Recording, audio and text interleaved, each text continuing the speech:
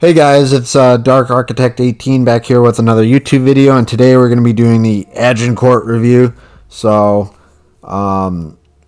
before I start, I just want to say I do ship reviews, Dev Strike videos, and much more. So, make sure to like the video and subscribe to the channel. I really appreciate it.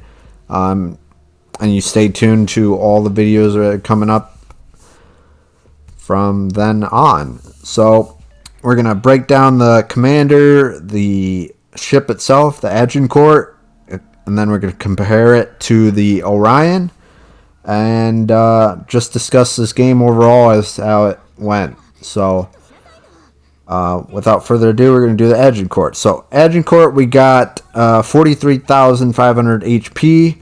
We got a survivability of 49. We got 13 to 305 millimeters of armor, 14% torpedo damage reduction, an artillery rating of 69. We got 7x2, 305 millimeter, 12-inch guns, 14.8 kilometer range,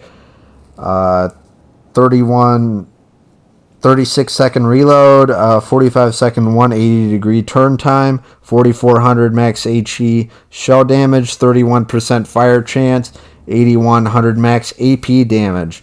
Maneuverability 21 knots, 670 meter turning circle radius with a 14.1 second rudder shift time.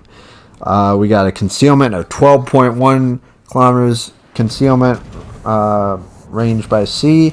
We got 14.8 kilometers detectability after firing a main gun.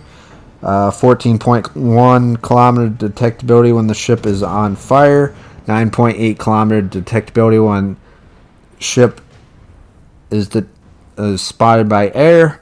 15.9 kilometer detectability after firing main guns. 12.8 kilometer detectability when ship is on fire. 2 kilometer guaranteed detectability range, and a 9.4 kilometer detectability firing in smoke. So overall, the big takeaway with that is it's got decent main guns. It's got pretty good health pool. And it's also got a pretty good rudder. But the biggest thing is that this ship has awesome secondaries, which you just saw from that kill right there on that cruiser. I believe it was a Phoenix. So we absolutely obliterated that thing with our main guns and our secondaries by targeting and locking on to the target, so that we were maximizing our damage, but we were also playing that strategically. Aiming at this Chikuma currently, trying to get some shots off and then locking on the secondaries. Commander that I'm running with this build is actually a requested build by one of the people on the channel. So we have A.L. Nelson as the main commander, and our inspirations of Nikolai von Essen and Franz von Hipper.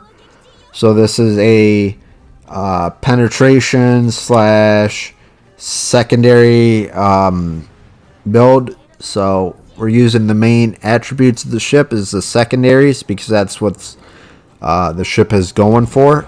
So that's really good. But we're also considering the penetration with the guns, since they are only 12-inch guns or 305 millimeter guns. So a lot of good things there. Now we're just targeting this Svetlana to tear them up with the secondaries. You can see that quite easily. Now I'm going to compare the Orion. Orion has similar health pool. It's got 42,700 HP. It's got 13 to 305 millimeters armor. It's got 6% more torpedo damage reduction compared to the Agincourt. It's got 13.5-inch guns, so it's a 1.5-inch increase compared to the Agincourt. It's also got 14.4 kilometer range, a 30.6 second reload for the main guns, 42.9 second 180 degree turn time, 4700 max HE shell damage, 40% fire setting chance, so that's a 9% difference in the fire chance. We got 300 difference for the damage for HE, and then for the AP, we got a 1400 AP damage difference between the two ships.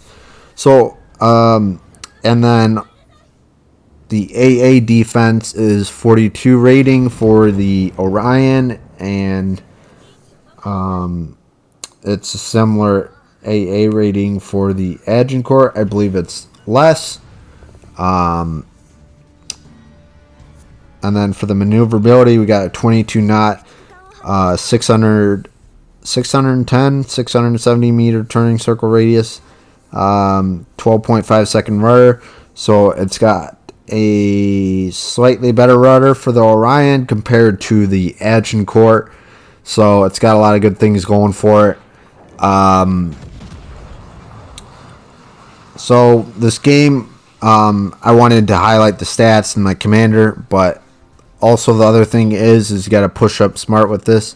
Is pick your targets wisely. Make sure that you're taking priority on them. So making a specific target priority. So like I'd be focusing this carrier, or I'd be focusing the Wyoming or whatever it is. So in this case, it's the Langley that we are focusing on. We technically have a devastating strike. We got Confederate now. We got a close quarters. A lot of good stuff overall. We got 3 kills, a couple fires, 3 citadels, like 30 or something secondary hits, and then we got an incapacitation. So a lot of good stuff with the ship. It's the secondaries are the I guess the damage hog, but the main guns, you don't want to count them out because I have Nikolai von Essen, so that helps with the penetration for and against, let's say, carrier or cruiser, battleship, destroyer. It could be any of those. It probably has better effects against cruisers, carriers, and battleships because those are the more heavily armored targets. So it's got a lot of good stuff. We just got a close quarters on the Langley. We're going to be turning our guns towards the Wyoming, taking shot, which we just did. And we're going to be aiming up towards this Wyoming, trying to get some more of his superstructure. So I didn't just shoot straight flat broadside on that target. Sometimes the targets are angled, so I got to shoot a little bit higher or kind of compensate for maybe a turning out or a turning in maneuver by the enemies. So it's really critical to understand what your ship can do and what it's built to do. You know, what can it do with it? You know, can I secondary build it? Can I do a mix? Can I, like a hybrid build? Can I enhance the main guns and the secondaries? You know, these are the kinds of questions you want to ask yourself when you're building, you're doing a commander build and setting your ship up. So you want to think, okay, what is this? Is this a dreadnought, you know, kind of battleship? Is this a kind of fast, speedy kind of battleship? Is this a hybrid? Is this a brawler? You know, what is it? Answering these questions will make it only easier for you to, one, get a higher chance of winning most battles if you play as best you can. Obviously, you can't win them all because sometimes you have teammates that won't necessarily cooperate.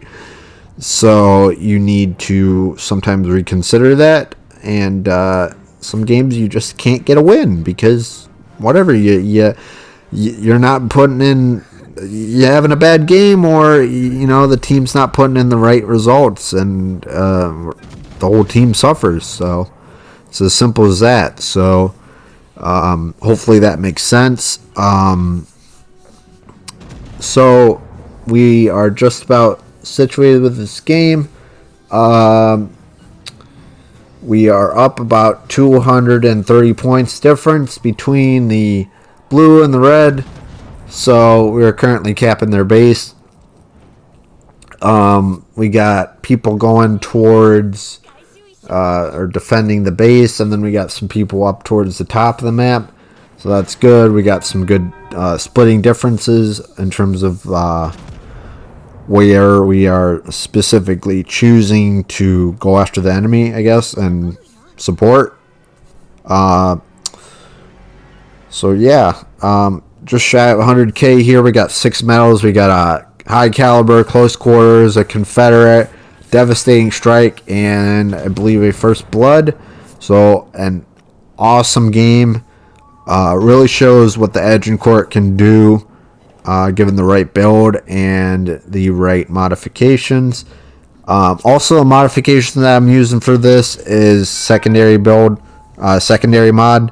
So I'm going all out secondaries with the mods. So just keep that in mind. But if you enjoyed the video, make sure to hit that like button, subscribe to the channel, and turn on the bell notification to all to keep up to date with all of my videos as they come out. I got some more videos that I'm going to be putting up tonight. So I got 3 in total. This is my second one. So keep a lookout for that. And yeah, I really appreciate everyone's time. Comment down below. That really would be nice. We can discuss some things with the Agincourt or another video that you'd like me to do for the channel. And yeah, I appreciate everyone's time. And this is Dark Architect 18. I'm out. Confident at what Hope everyone you do, has a but good it day. also makes your And team be peace. like, okay, this guy knows exactly what he's doing. He's spotting. He's moving in there. He's getting the job